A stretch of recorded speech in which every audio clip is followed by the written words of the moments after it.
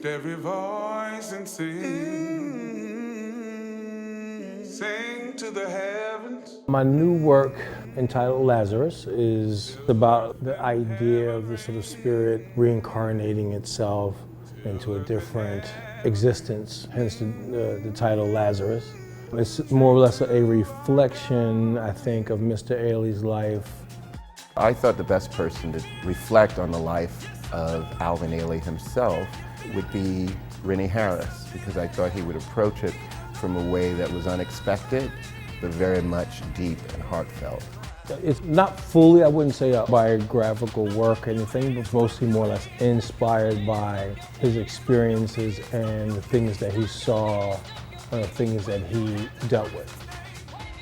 Rennie Harris, I mean, he's so brilliant at distilling a story.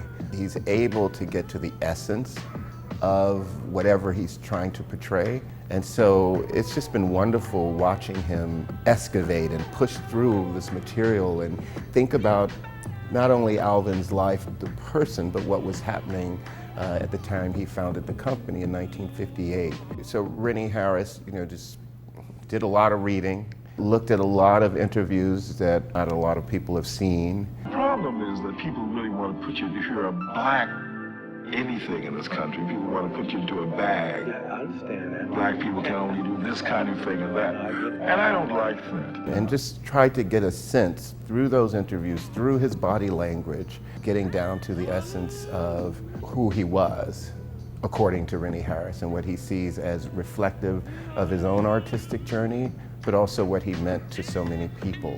That's really interesting, because sometimes once we express that someone is an icon, that kind of takes the humanity out of the fact that this person probably had fears, probably had things that they had to overcome to be able to have the grace that Alvin Ailey did. And that's the reason we're still here living in his wake.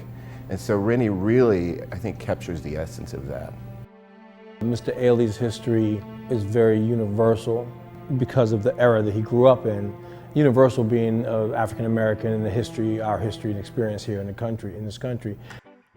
Part of that history of his story is my story regarding racism, and so he had to endure a lot of discrimination, and so I feel like that's my story. Of course, nowhere near the level of discrimination and racism that he felt, but definitely felt and still here in a different way.